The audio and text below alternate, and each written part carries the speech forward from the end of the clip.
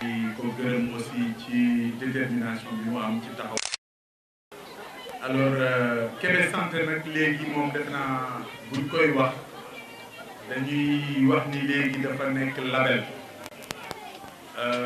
ndax loo xam ni si 2003 la woon ba léegi d'ailleurs ñi ngi préparé benn documentaire boo xam ni yàlla mi dara tëwul ak ñi ñuy jàppale tax nañu fexe ba jël nañu passage yi nga xam si dafa amoon journal télévisé bu Sénégal depuis 2003 la première édition ba 2018 film boobu disponible na bëgg nañ ko projeté waa Kébémer yi ndax ku ko xool vraiment gis ñi ci nekkoon ku mel ni l'ancien maire sunu papa Ali Kébé doon jox durant la première édition de Kébé Santé en 2003 août 2003 muy remettre ay prix fële ca Lompul ay médecins yu fi ñëwoon ñu xam ni vraiment am na yoon wu ñu dox te Kébémer war na ko tiitaroo war na ko def muy mbégte léegi nag Kébémer dafa dem beneen étape parce que booy def lu rëy ba toll nii ba nit ñëpp naan la yow li nga réussir noo ko réussiré mën na doo ko denc pour yow rek looloo tax association Kébé Santé déterminée ànd ak des experts yoo xam si ñëpp Kébémer la ñu dëkk muy les techniciens de l'information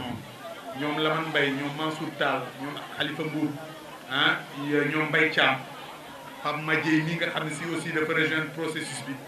dañu nar a éditer benn journal boo xam ne si lépp li ñu ci liggéeyam danañ ko ci def ba pare éditer benn film boo xam ne si historique yu Kébé Santé lay daw bu ñu paree dinañ ko passé ci télévision yi ci Sénégal gën a xamal lan mooy Kébémer gën a yëkkati jëfu Kébémer boobu. alors liggéey bi aussi nag loo ci gën a avancé mu nekk loo xam ne si ci ngay xam li nga song ni mu gën a méttee parce que dañu dem yaa 4 ans ñu ni ñu léegi Kébé Santé warul tayam ci Kébémer léegi dafa war a law ba ci biir département bi yëpp mu nekk aussi beneen challenge ñu commencé ko Jokkul dem ci Bandeñ dem ci Colom dem ci Ndand léegi ñu dem ci Loro loolu aussi nekk réussite vraiment grâce au comité local mu nekk loo xam ne si réccu wuñu ko gën na yëkkati waa Kébémer gën na yëkkati aussi tout le département donc loolu aussi ñu ciy encouragé comité local bi pour mu mën a perpétuer loolu mais nag dañ ni peccum liir bu neexee rek booba dañoo téye ci mbagg yi yaa jaa téye ci mbagg bi bu ñu mënee def lii li ñu réussir nii du ñun bu ñu ko mënee réussir rek c'est que waa Kébémer ñoo ci njëkk a jàpp parce que Kébé Santé chaque fois bu ñu mënee yéen nan ngeen def ñun dañu bëgg a def lii ma ni leen dem leen ànd ak seen ay ressortissants ba pare Kébémer waa Kébémer ñoo jàpp Kébé Santé moo tax Kébé Santé yegg si fii parce que bu ñu doon def di wér ci mbir mi bu ñu toogee ñaari yéen dégg ngeen ku ci nekk li mu waxal léegi ci professeur Ablaye Samb man mi nekk faculté de médecine xam naa luy doyen de la faculté de médecine tey jii dafa war a non seulement liggéeyal enseignant wu université de Dakar yëpp mais dafa war a représenter la faculté de médecine à travers l'Afrique et le monde kooku bu mënee jël ci jotam pour organiser Kébé Santé démb bi muy organiser mi ngi réunion ak le ministre de l'enseignement supérieur mais mooy xam na ni malgré responsabilité yi mu am dafa am lu muy war a dagg ci boppam pour mën ko di liggéeyal Kébémer te mi ngi nekk ci loolu donc ñi ngi ko ci remercier bu baax di ci remercier tous les ressortissants mais aussi loolu bu mënee am équipe la non seulement suñu sponsors yi dañuy jàppale sponsors yi wax nañ ko sànq lim na ko le doyen mais aussi dafa am groupe boo xam si dafa sakkan maari day taali bari lool yoo xam ni si te dafay màgg loolu moo neex ci processus bu nekk nag am nañu ko jiite bi ñu waxee coordination ak léegi yéen xam ngeen ni Kébé Santé pharmacie daf ci am lu am maanaam yàlla def nag ñu am aussi au niveau de la pharmacie des experts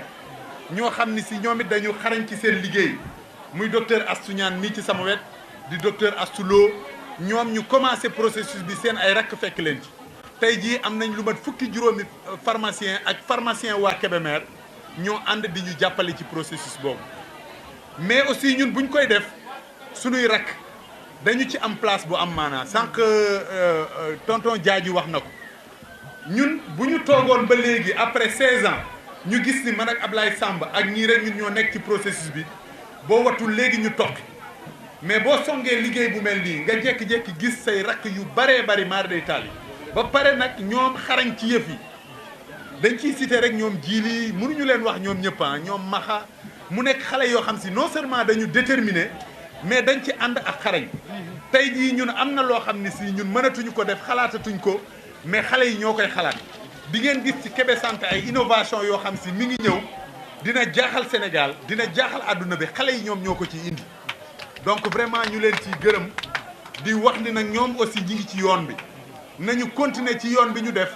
ñun bëgg nañu ëllëg ñu toog fële ci ginnaaw ñoom ñu toog fii ci kanam ñu naan ñi ngi ci 30e édition ñi ngi ci 40e édition te man loolu gëm naa ni lu mën a nekk la aussi Kébé Santé di law ba léegi génn ci domaine scientifique bi rek dinaa dellu si ci équipe yi ñu ci dimbali parce que dafa bari c'est-à-dire que ñun médecins yi dañuy jàppale Université de Dakar bu ñu waxee service yi ñu fay liggéeyandool ñëpp ñoom ñëpp dinañ yónnee ay professeurs ba pare nag comme niñ ko waxee heureusement que léegi waa Kébémer comprendre nañ processus bi dama leen di jox rek benn exemple ku mel ni professeur Seydou Diallo mi ngi fële ci jàmm gën nekk moom xarañ ci mag ñi lool di ci seet ànd ak ci docteur ren docteur Pouloso tey jii dama naan toujours waa Kébémer bu ngeen ma fekkee Dakar bëgg a jël rendez-vous ci professeur Seydou Diallo dana ma jafe parce que calendrier rendez-vous am la yore boo xam si ñetti weer ngay def pour gis ko dépendrul ci moom ñi ko soxla la mais kooku bu mënee bàyyi léppam ñëw xëy tey Kébémer nar fee toog ba suba ci ngoon suma maam ji ma xam si man mënatuma ko yóbbu Kébémer ma yóbbul ko fii ci jàmm gën man loolu dama ciy gërëm ñooñu mais gërëm ci waa Kébémer xam ni comprendre nañu processus boobu moom la maire wax sànq aussi ci ñooñu nga xam si finalement dañ leen di mën a fekk foofu mais aussi mu am ay association ñoo xam si dañuy jàppale ay association Médisol wane nañu ñi nga xam si dañuy dépister cancer mais ren nag mu am benn innovation majeure boo xam ni si waa Kébémer il faut que ñu comprendre ko fondation Sonatel moo ñu ko defal bu ngeen fàttalee daaw dañ ni woon ci dépistage bi dañu soxla lu ñuy fajee cancer waa Sonatel déggoon jàmbat boobu ba ren ji liñ ñu defal mooy pour la première fois dañ ñu may appareil boo xam si dafay fay cancer moom la ñuy wax cryothérapie appareil bi yegsi na jii dana ko indi léegi ñu présenté leen ko parce que mi ngi ci médecins yi actuellement appareil boobu nag li muy tekki mooy à partir de édition bii ñuy def bu ñuy defati campagne de dépistage am na maanaam xeetu jàngoro yoo xam si buñ ko gisatee ci njurukaayu jigéen ñi dootul laaj ngeen di yegg Ndakaaru fii lañ leen di defale faj bi ci Kébémer bàyyi leen appareil bi fii ci Kébémer di leen wutal ay médecins yoo xam si fii la ñuy ñëw di def si ay campagne di leen defal traitement yooyu donc loolu aussi ñu gërëm ci fondation Sonatel parce que nag accompagnement bi mu def ci Kébé Santé moom moo tax ñu yegg ci loolu alors damay terminer par thème bi ñu dugal ren dinaa leen yëgal ni aussi thème bi souvent dañuy bëgg jël li waa Kébémer laaj ni ñoom loolu la ñu soxla ñu waxtaane ñoom loolu tax ren biñ ñu waxee affaire xeesal la ñu bëgg ñu waxtaane ko ñu ni loolu dinañ ci sawar mais nag buñ ko bëggee def il faut ñu ànd ceeg boroomu xam-xam ñoo xam si dañu xam loolu te Dakar dafa am association boo xam si dafa tudd AIDA moom li muy liggéey mooy yee sunu askan bi ci wàllu xeesal léegi nag ñooñu ak professeur Fatoumata Ly ñoo ànd ak seen association yebal ñu kenn ci docteur yooyu ci yëngu ci loolu ñu koy remercier mooy docteur Ndeye Fatou Seck moom moo toog na le moom moo ñu war a defal tout à l'heure waxtaan bi ci wàllu xeesal boobu ak complication yi nga xam si mën na ko indi ñuy gërëm aussi sunu invité boo xam si moom aussi dafa répondre ci sunu invitation moom réalisatrice la mooy maanaam dafay defar film mais nag moom dafa defar film boo xam si dafa am maanaam pour yee waa dëkk bi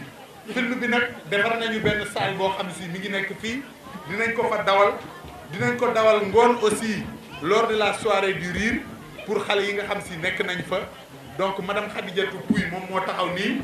ñi ngi koy gërëm ci ñëw bi mu ñëw fekk si Kébé Santé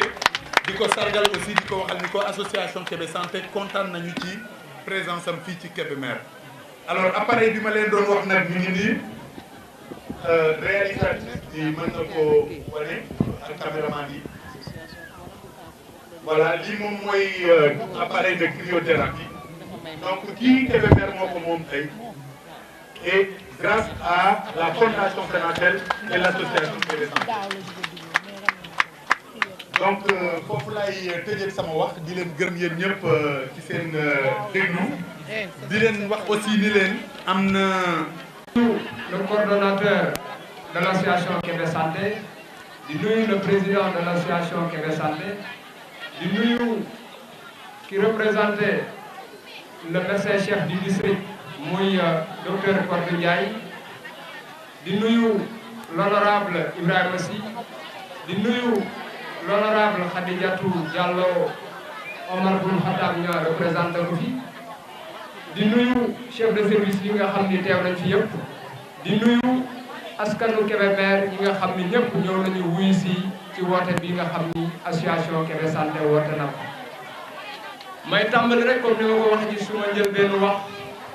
di fàttaliku ak di ñaanal sunu papa joo xam ni mi ngi fi woon muy Baye Bara Kébé man damay ñaan préfet ci sa permission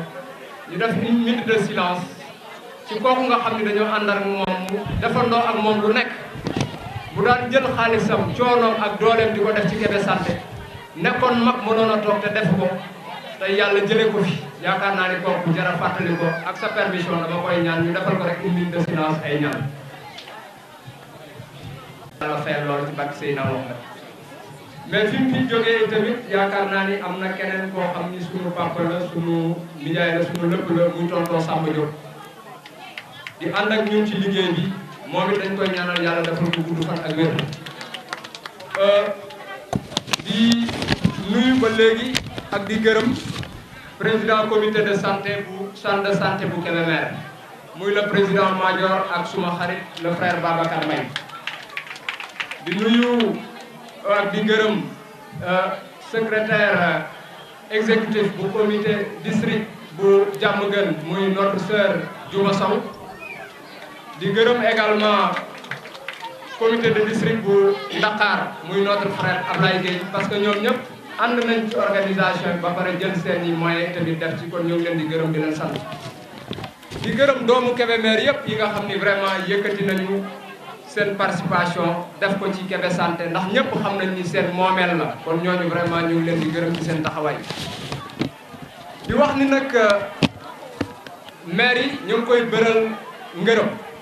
parce que li tax loolu daan na jàppale Kébé Santé ci benn subvention bu 500000 mu jël ko doublé ko yóbbu ko 1 million ça fait 3 ans yaakaar naa ni ñu koy jox kon ñu ngi leen di gërëm di leen sant ci loolu. loolu itamit doyul yaakaar naa ni ñëpp xam na ni municipalité bi taxawaay bi nga xam ni moom la am au niveau du district sanitaire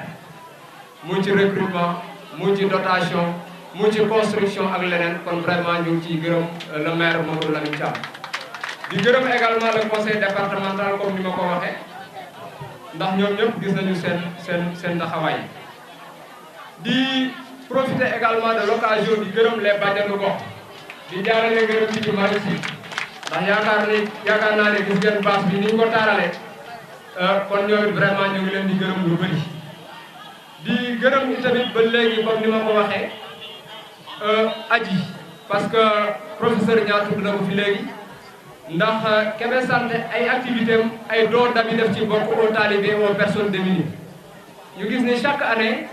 da koy def jëmale ko ci daara yi moom aji ak maison d'arrêt et de correction kon vraiment ñu ngi lay gërëm di la sant ci loolu. ma gis ni docteur Ndiaye gërëm nañ ko lu bëri mais man damay jàpp ni ngërëm li am na solo trop mais war nañoo taxaw jéem ko jàppale ci relation ak dox nan lay état bi def ba recruter ko. parce que bu ñu fàtte ni nag njëriñ li mu amal Kébémer yëpp boobu ba léegi comité de district moom moo ko jël kon yaakaar naa ni war nañ ci mën a dox pour que état jàppale ko man vraiment loolu laa koy ñaanal. di remercier comme ni ma ko waxee ñi nga xam ne ñoom ñoo génn seen néeg yi jox ko gan ñi ñooñu tamit kenn mënu leen a fay. di tëjee rek ci remerciement yi Sodia Satom parce que dañu dem déplacé wu. ci ñoom waxtaan ak ñoom wax leen Kébé Santé mu nekk lu leen yitteel lool mu ni au niveau du comité local ñun ñu defar leen seen projet de budget ngeen jox ñu defar ko mu nekk à hauteur de 2 millions et quelques ñu ni nous allons financer les 1 million. ñu laaj ñu ay factures pour ñu defar ko mais malheureusement comme on n'a pas été dans les délais lañ leen jox mu toll ci 570 000 ils ont accepté de le financer kon ki leen représenté muy Aminata bii nii wala ñaan ñu taxaw s'il vous plaît may ñaan nag